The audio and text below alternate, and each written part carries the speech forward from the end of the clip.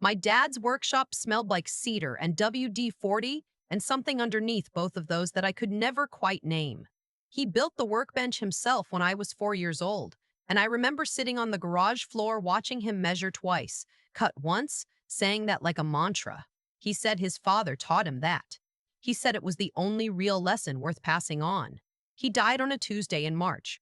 The hospice nurse called me at 6:47 in the morning and I was already awake, already dressed, because I think some part of me had been waiting for that call for 3 weeks. I drove to the house in the dark and sat with him for a little while before anyone else arrived, and I held his hand, and the workshop was right there through the kitchen window, the door slightly open the way he always left it. My uncle showed up 2 hours later. I need to say something about my uncle before I say anything else, because if I don't, none of what comes after will make any sense. He is my dad's younger brother by 9 years. He was the charming one, the one with the easy laugh, the one who could walk into any room and make everyone feel like they'd been waiting for him specifically. Growing up, I adored him. Most of the family did. He had a gift for making people feel chosen. What I didn't understand until I was much older was that the charm was always pointed somewhere. It was never just warmth. It was always warmth with a direction. He walked in that morning in a jacket that probably cost more than my car payment and hugged me for a long time and said he was so sorry. He was devastated. He couldn't believe it. And I believed him. I think I even needed him in that moment. Because grief does that to you. It makes you reach for whoever is nearest and call it comfort. He asked, about 40 minutes after he arrived, whether the lawyer had been in touch. I said I didn't know yet. It had been 2 hours since our father died. He nodded and said, of course, he just wanted to make sure everything got handled properly. He said he'd been reading up on estate administration and he knew it could get complicated. He said he just wanted to help. That was the second sign. The first was that he'd arrived 2 hours after I called him, and he lived 11 minutes away. My dad was not a wealthy man, but he was a careful one. He'd spent 40 years as a machinist, lived in the same house he bought in 1987, drove the same truck for 14 years until it needed more work than it was worth. What he had, he'd saved deliberately. A paid-off house, a small investment account, a life insurance policy, the workshop full of tools he'd bought one at a time, and a savings account that he had quietly built over the course of his entire working life, which, when I finally sat down with the estate attorney 6 days after he died, came to a little over $180,000. I am a paralegal. I've been one for 7 years. I work at a firm that does mostly estate and family law, and I say that not to make myself sound impressive, but because it matters to what happened. I have spent 7 years watching families fall apart over money that nobody needed until someone decided they needed it more than everyone else. I thought I was immune to it. I thought knowing the mechanics made me safe. My uncle called me 3 times in the first week. The first call was condolences and logistics. The second call was about the will and whether I'd spoken to the attorney yet. The third call, 4 days after the funeral, he mentioned that there was some money he'd lent my dad, a loan, informal, never written down, but substantial, and he thought it was only fair that it be factored into the estate distribution before anything else got settled. I wrote it down. I said I would pass it on to the attorney. I didn't say anything else. What I did not say was that I had already spoken to the attorney. What I did not say was that I had already read the will. What I did not say was that I had already noticed, going through my dad's bank statements, a pattern of small withdrawals over the past 8 months that didn't match any expense I could account for, and that when I looked more closely at the dates and the amounts, they corresponded almost exactly to the times my uncle had visited. My dad had a stroke 18 months before he died. Minor, the doctors said, and in most ways they were right. He walked fine, he talked fine, he remembered everything. But it left him slightly more trusting than he used to be, slightly more willing to take people at their word. I noticed it and I filed it away as something to watch, because I am a paralegal, and watching is what I do. The attorney's name is Mr. Tor Hargrove, and he has been practicing estate law for 31 years, and he has the kind of stillness that comes from having seen every version of the story many, many times. When I sat across from him the week after the funeral and laid out what I'd found, he listened without interrupting. When I finished, he was quiet for a moment, and then he said, "You understand what this looks like?" I said I did. He said, "What would you like to do?" I had been thinking about that question for 4 days. My uncle's name is Dennis.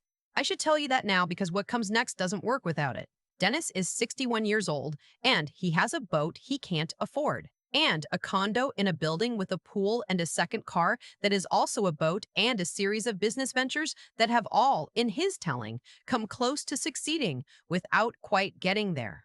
He is not a bad person in the way the truly bad people are bad. He is the kind of person who has spent his whole life believing that the rules apply slightly less to him than to everyone else, and who has mostly been right about that, and who has never quite had to reckon with what happens when he's wrong. He had been asking my dad for money for years. I knew about some of it. Small amounts here and there, the kind of thing you don't raise a fuss about because he always said he'd pay it back, and it was never enough to fight over. But after the stroke, the amounts had gotten larger, and my dad, who had measured twice and cut once his entire life, had started just handing it over. I do not blame my dad for that. I want to be very clear about that. He trusted his brother. He loved his brother. He loved his brother. And he was not well, even if he didn't look it from the outside. What I blame is the decision to take advantage of someone who loved you. That's the part I kept coming back to, sitting in Mr. Hargrove's office, trying to figure out what I wanted to do. I said I wanted to proceed carefully. I said I wanted to proceed carefully. I said I wanted documentation. I said I wanted to understand exactly what had moved and where before anyone made any formal claims. Mr. Hargrove nodded and said that was wise. He also said, gently, that I might want to think about the savings account specifically and whether the current signatory situation was something I wanted to leave as is while the estate was still in process. I thought about it for about 3 seconds. Then I said no, I did not want to leave it as is. My dad had added Dennis to the savings account 2 years ago, ostensibly to help manage bills during a hospital stay that turned out to be minor. The added signatory status had never been removed. I had noticed this in the statements. I had not yet done anything about it, because I had been, until about a week ago, a grieving daughter who assumed that her uncle was grieving too. I am a paralegal. I should have moved faster. That's the one thing I'd do differently. We filed the paperwork to remove Dennis from the account that afternoon. It required documentation of my status as executor, which my dad had named me, and Mr. Hargrove was efficient, and the bank was cooperative, and by 4 o'clock that Thursday, the account had one authorized person on it, and it was me. Dennis called that Saturday. He said he'd been thinking about the estate and he had a proposal. He said that rather than going through the full probate process, which could take months and be expensive for everyone, he thought the fairest thing would be for me to agree to a direct distribution from the savings account, his share plus the loan repayment, before probate began. He said he knew a guy who handled these things informally. He said it would be faster and cleaner. I said I would think about it. I did not tell him the account had been updated. I did not tell him I had already spoken to the attorney about the loan claim, which had no written documentation and no legal standing. I did not tell him that I had flagged the prior withdrawals with both the attorney and, after a conversation with Mr. Hargrove about what exactly our obligations were with one other party. I said I would think about it and I would be in touch. He called again Wednesday. He said he'd been going back through his records and actually the loan amount was higher than he'd initially thought, closer to $40,000, and he had some notes he could provide. He said he didn't want this to become a thing. He said he just wanted what was fair. I said I understood. I was at my desk at work when he called. After I hung up, my supervising attorney, I've worked with her for 4 years, and she is one of the sharpest people I have ever met, looked over from her computer and said, "Was that him?" I said yes. She said, "How much is it now?" I said 40,000. She made a sound that was not quite a laugh and went back to her screen. The following Monday, Dennis drove to the bank. I know this because the bank called me, because I had asked them to. Because when you are a paralegal and you have flagged an account and provided documentation of your executor status and explained the situation politely, but in full, sometimes the bank will agree to alert you if a second party attempts to make a transaction. The teller told him that there had been a change to the account. He asked what change. She said she wasn't able to provide details, but that the account was currently accessible only to the named executor. He asked to speak to a manager. The manager said the same thing. He left. He called me from the parking lot. I know that because I could hear in the background the specific ambient sound of a car that has been sitting in the sun. He said there seemed to be some kind of error at the bank. He said his name had been removed from Dad's account without his knowledge. He said that wasn't legal. He said he had rights. I said I wanted to make sure I understood what he was saying. I asked him to be specific about what rights he believed he had. He talked for about 4 minutes. He mentioned the loan again. He mentioned verbal agreements. He mentioned that he had been there for our dad in ways that I hadn't, which was, I'll be honest with you, the thing that made me the most angry of anything he said. Because I had spent the last 8 months driving 2 hours round trip every weekend to mow the lawn and fix the gutters and sit with our dad while he watched baseball. And Dennis had come for Christmas and one birthday and the day he wanted to talk about the account. When he was done, I said I had documentation of every withdrawal made from the savings account over the past 2 years. I said I had been in contact with an attorney regarding the estate, including the informal loan claim. I said I had also because I believed I had an obligation to provided that documentation to the appropriate authorities because some of the withdrawal patterns raised questions that went beyond civil estate matters. There was a long silence. He said, "What does that mean?" I said it meant what it sounded like. He said I was being vindictive. He said I was doing this because I had always had a problem with him. He said our dad would have wanted the family to handle this privately. I said our dad had named me executor, which meant our dad had trusted me to handle it correctly. I said handling it correctly was exactly what I was doing. He hung up. I sat in my car in the work parking lot for about 15 minutes after that call. I wasn't crying. I was just sitting there, thinking about the workshop, thinking about measure twice, cut once, thinking about the fact that my dad had taught me that and had also, at the end, not quite been able to apply it to his own brother. That was 7 months ago. The estate is in final probate now. The informal loan claim was reviewed and denied as Mr. Hargrove said it would be, because verbal agreements with no documentation and no contemporaneous record have essentially no standing in court, a fact that Dennis's own attorney apparently had to explain to him at some cost. The prior withdrawals are still under review by a separate process that moves slowly and that I am not going to say more about because it is ongoing and I've been advised not to. Dennis did not come to the secondary memorial we held at the house in June. His wife sent a card. I don't know what to do with that information, so I have mostly set it aside. What I didn't expect, and what I keep coming back to, was not the anger. I had anticipated the anger. What I didn't anticipate was the grief on top of the grief. The mourning of the uncle I thought I had. The one with the easy laugh. The one who made you feel chosen. That person may never have fully existed. Or he existed and something eroded him over time. I genuinely don't know which is worse. The house is in my name now. The workshop is exactly as he left it. I haven't moved a single tool. I've been in there twice.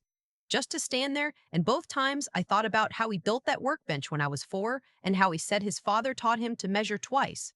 I and my father's daughter. I measured twice. That's the part that would matter to him, I think. Not the outcome, not the money, not even the justice of it. Just that I had been careful, that I had been thorough, that I had been octed until I was sure. The workbench is solid oak. He told me once it would outlast both of us. I believe him. I believed him about most things, and on the things that mattered, he was almost always right. I've thought a lot about what my dad would say if he knew how all of this played out.